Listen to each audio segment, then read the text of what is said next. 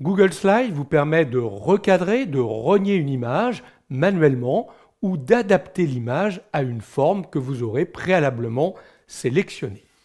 Regardons comment réaliser cela concrètement. Je vais m'occuper dans un premier temps de l'image de droite ici et j'aimerais conserver uniquement la partie supérieure de l'image.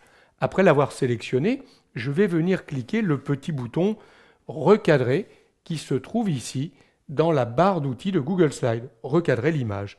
Je clique sur le bouton et là, automatiquement, des petites poignées viennent se placer aux extrémités de l'image sélectionnée. Je vais prendre cette poignée-là, vous voyez mon curseur à la forme d'une double flèche, et je vais faire glisser pour remonter. En fait, je suis en train de lui dire que je me débarrasse de toute la partie ici inférieure.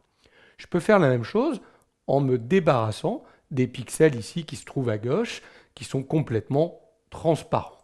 Je vais faire glisser ici pour ne conserver que la partie que j'ai ici dans le cadre de l'image. Pour terminer, je reclique recadrer, j'obtiens maintenant une nouvelle image. Je me suis débarrassé de la partie inférieure. Notez qu'à tout moment, je pourrais soit revenir sur recadrer l'image et je pourrais à nouveau récupérer des parties que j'avais décidé de me débarrasser préalablement. Mais je pourrais également toujours recliquer ici le bouton réinitialiser l'image pour ramener l'image telle qu'elle était avant ce recadrage.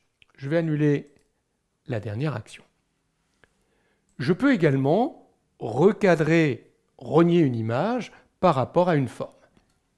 Je sélectionne mon image et là, au lieu d'utiliser recadrer l'image, je prends la liste déroulante qui se trouve juste à côté, masquer l'image. On me propose de masquer par rapport à une forme, une flèche, une légende, des éléments d'équation.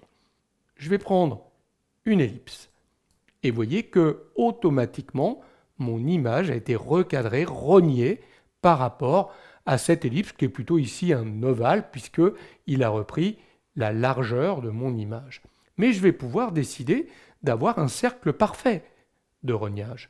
Pour cela, je vais recliquer le bouton recadrer l'image et vous voyez que maintenant je retrouve les poignées de recadrage. Je vais donc pouvoir prendre mes poignées de façon à construire finalement un cercle, une ellipse plutôt que cet ovale autour de mon image. Notez que je peux toujours retravailler la zone de rognage elle-même grâce au poignet, mais également déplacer mon image dans cette zone de rognage. Une fois que j'ai terminé, je clique recadrer l'image pour valider et voyez que l'image est bien enfermée à l'intérieur de mon ellipse qui ressemble plus maintenant ici à un cercle.